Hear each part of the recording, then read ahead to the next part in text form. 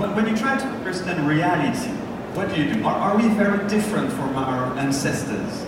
We're not. The way we understand what's around us depends on what we can detect.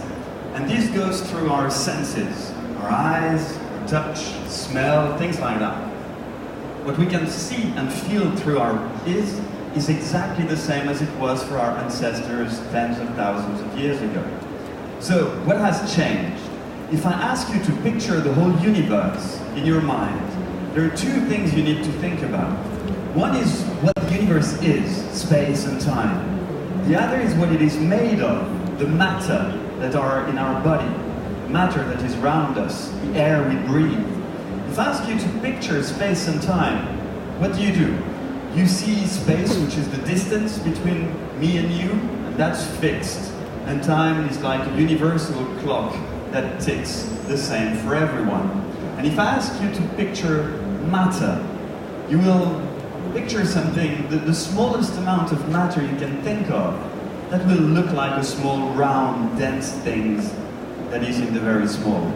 Well, these two aspects of our reality have changed in the last century. For space and time, we know they are not what our intuition believes they are. In the very small, we know that matter is not what we think it is. It becomes quantum physics, where you're not talking about matter, but clouds of probabilities. Thanks to these two, like space and time understanding and the understanding of matter, we managed to understand where everything we are made of comes from. We understood that the atoms that make up matter were built in stars cores that exploded a long time ago. We understood that the Earth is made of dust from stars that exploded a long time ago. We understood that everything that is around the sun is made of the same matter as the Earth is, with some exceptions, with some minerals that are more present in some places than in others. What we've understood, thanks to the history of the Earth, is that resources, if we need some, are plentiful. There are minerals and resources everywhere around us in space. About 200 years ago, this didn't mean much. Like, to go to the moon sounded like pure fantasy. We went there. Now, to mine or find resources in outer space, we don't really need it as of now, but we definitely will. The resources here on Earth are finite. Out there, they're infinite. We can find everything we want. So, is that the main reason why we want to go in outer space? Yeah, for entrepreneurs, that's a very good reason to think about. But when you think about science, what you want to do is to understand everything that is around us. And that is going to be one part of the equation.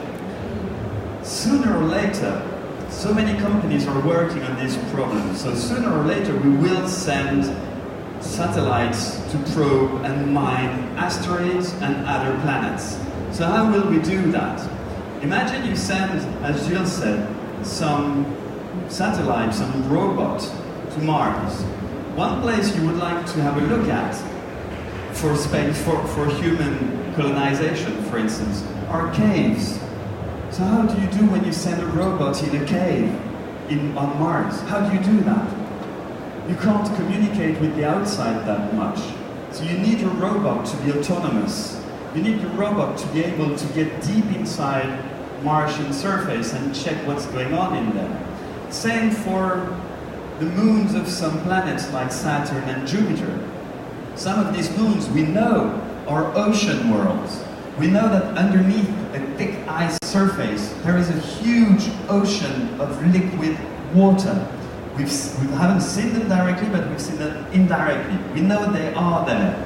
Is there life in these oceans? How can we check that? One way to look at it would be to look for things that we know on Earth. Like, I don't know if you've heard of those black smokers, which are deep down in the ocean.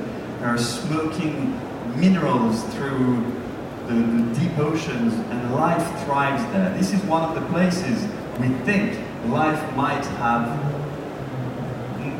been born on Earth. Such places we may find on Europa, for instance, which is a moon of Jupiter, or Enceladus, a moon of Saturn.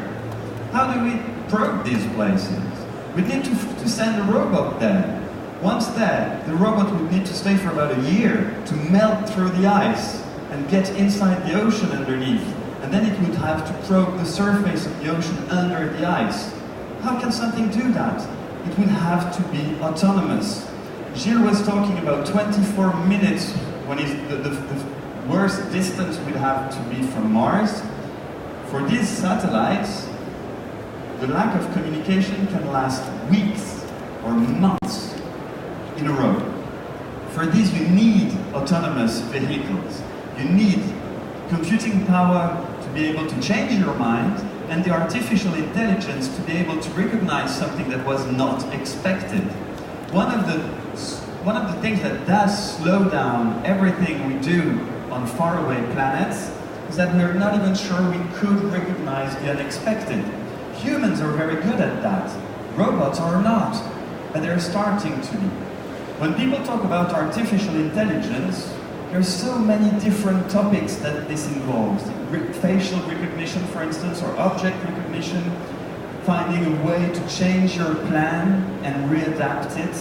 If you have a robot on a faraway planet which suddenly sees something unexpected, it will have to change its resources, put the power into finding out what this special thing is. And for this, you need to make sure that you're not going to kill your robot by using all of its energy. All these problems entered the artificial intelligence network of trying to figure out how to colonize and probe the entire solar system in the past few years. And it's starting to work. We're starting to have robots that have that ability. Now, to be able to react in real time, you need the computing power to do it on site. As we were saying, 24 minutes, worst case scenario with Mars. When we're talking about faraway planets, it can be hours. And when we're talking about finding out what's happening on moons far away, we're talking weeks or months of autonomous behavior. These are exactly, I think, what we will begin to witness. We will be most probably the first generation of humans to see faraway worlds being probed by an intelligence that is not biological, that we created. This is the way to go. We can't send people. People are far too expensive to sustain in outer space, and you just don't want to send someone to Mars like that. You need robots first to do the thing. You even need, in the end, robots that will be able to build things in space without human intervention.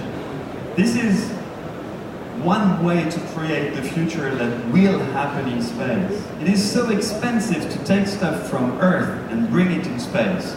Why not construct things from space to space? Take the minerals, take whatever we find out there, the metals, anything in space to build spatial stations all around the solar system.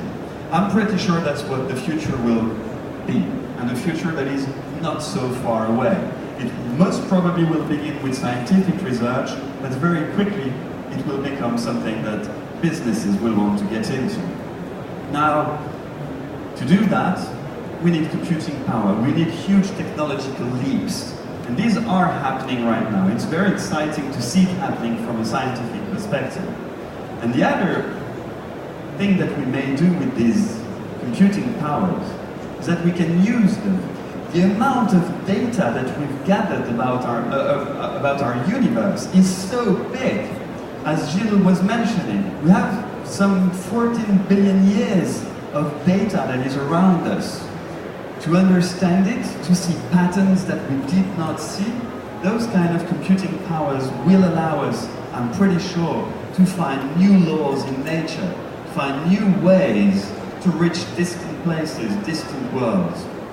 As of now, the fastest satellite that ever reached Mars took around 3 months or so. I visited some labs in the United States a couple of months ago. where they use a new technology to propel large-scale spacecrafts, plasma technology. With these technologies, you can reach Mars in an expected 39 days. As of now, you'd need to wait for 2 years on a Martian trip for a human to get there, because it takes so long to get there that you need to wait for Mars to orbit once around the Sun before you can come back to the Earth. Otherwise, it's on the other side of the Sun, it's too far away. 2-year trip. With a 39 one-day trip, you can do the return within 6 months. That costs much less. I do believe that the future of computing, the future of technology is going to help us discover the future for mankind. About 10 years ago, Professor Stephen Hawking said that mankind has to find another planet to colonize if we want to survive. And mankind has to find that planet within 1,000 years. He did say that at a press conference about 10 years ago. And then 3 years ago, he said, actually, 1,000 years is not good enough.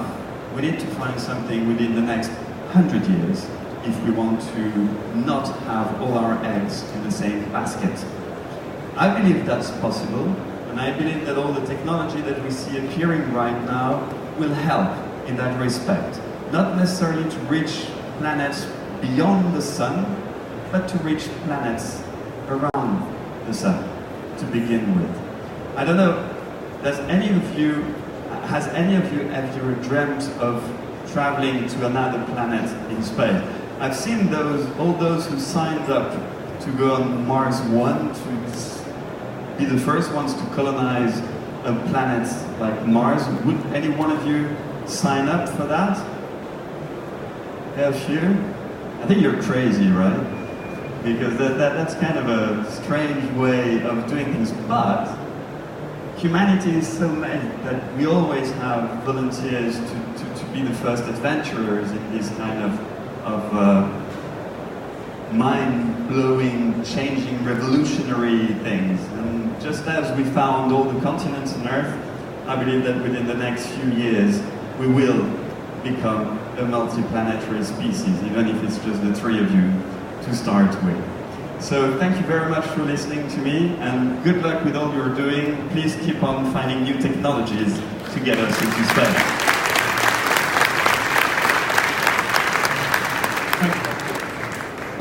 So thank you, Christophe. I think that the objective today was really show the importance, obviously, of innovation. We see a lot of innovation here, obviously, that can help to solve some of our daily life problems. But there is also bigger innovation going on, with maybe long-term innovation, and that has been really exciting. We talked about the International Space Lab. We've got a copy of the lab on our booth, on the Hewlett-Packard Enterprise booth. It's really interesting to see it, so if you're interested. Christophe will be on the booth as well around 2:15 this afternoon if you want to interact with him. Thank you very much and have a great day.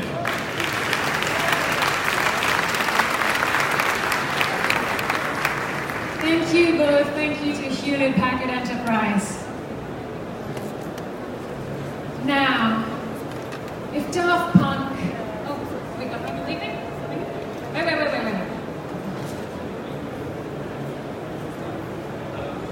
If I could ask the HPE crew to stay, because you guys give rockstar welcomes to the speakers. So if you could stay for the rest of the day, that would be brilliant. And you look fantastic with your bracelets as well.